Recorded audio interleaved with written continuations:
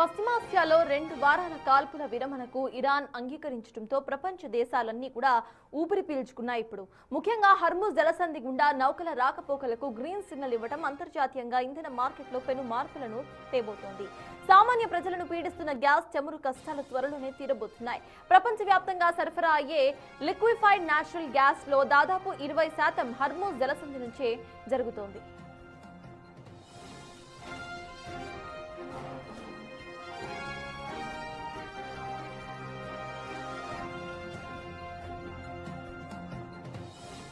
భారత గ్యాస్ అవసరాల కోసం పశ్చిమాసియా దేశాలపై 70% పైగా ఆధారపడుతుంది.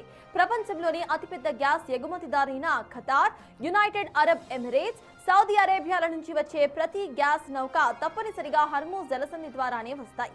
ప్రస్తుతం ఇరాన్ నౌకల రాకపోకలకు అంగీకరించడంతో నిలిచిపోయి ఉన్న గ్యాస్ సరఫరా మళ్లీ ఊపందుకుంటోంది. ఇప్పటికే హర్ముజ్ వద్ద చిక్కుకుపోయిన భారత గ్యాస్ నౌకలు త్వరలోనే భారత తీరానికి చేరుకోబోతున్నాయి. అంతర్జాతీయ మార్కెట్లో సరఫరా పెరిగితే దేశంలో ఎల్పీజీ, సిఎన్జీ సప్లై మెరుగయ్యే ఛాన్స్ ఉంది. యుద్ధం వల్ల ఇన్సూరెన్స్ ప్రీమియంలు పెరిగే గ్యాస్ ధరలు భారమయ్యాయి. ఇప్పుడు ఆ భయం తొలగిపోవడంతో రవాణా ఖర్చులు సైతం తగ్గుతున్నాయి.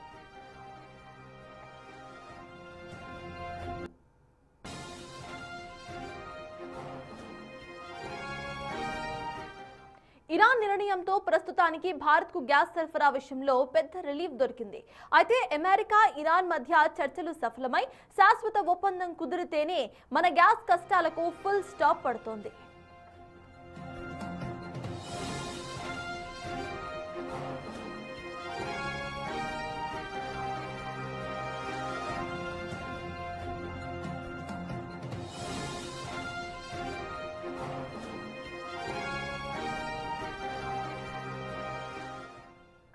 యుద్ధ మేఘాలు ప్రస్తుతానికి తొలగిపోయాయి.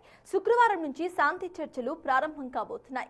ఇంతవరకు బాగానే ఉన్న యుద్ధ నష్టం నుంచి బయటపడేందుకు ఇరాన్ హర్ముజ్ టోల్ ఫీజ్ పేరుతో ప్రపంచ దేశాలపై ఆర్థిక భారం మోపేందుకు రెడీ అవుతోంది.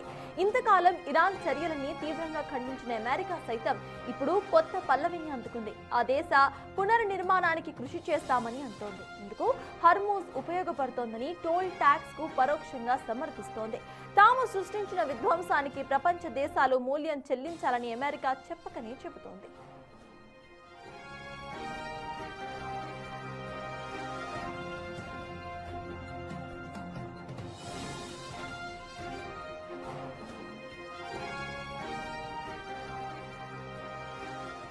ఒక నాగరికతను అంతం చేస్తామన్న హెచ్చరికల నుండి 2 వారాల శాంతి వరకు సాగిన దౌత్యంలో ఇరాన్ తన పంతం నెగ్గించుకుంది. యుద్ధం వల్ల దెబ్బతిన్న తన దేశాన్ని పునర్నిర్మించుకోవడానికి ఇరాన్ ఇప్పుడు హర్ముజ్ జలసంధిని ఆదాయ వనరుగా మార్చుకోబోతోంది. హర్ముజ్ జలసంధి ద్వారా వెళ్లే నౌకలపై ఇక నుంచి ఇరాన్, ఒమాన్ దేశాలు టోల్ ఫీజును వసూలు చేసేందుకు సిద్ధమవుతున్నాయి. ఒక్కో నౌక నుంచి దాదాపు 18 కోట్ల రూపాయల వరకు ఫీజు వసూలు చేసేందుకు ప్లాన్ చేస్తున్నాయి.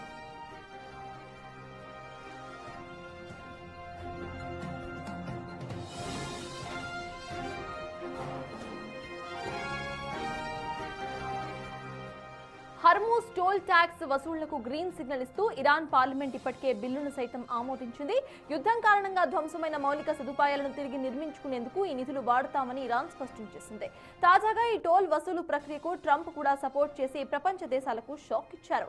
హర్ముజ్ రవాణాను పునరుద్ధరణతో ఇరాన్ పునర్నిర్మాణ ప్రక్రియ ప్రారంభమవుతుందని ట్రంప్ సోషల్ మీడియాలో పోస్ట్ చేయడం ఇందుకు నిదర్శనంగా నిలిచింది.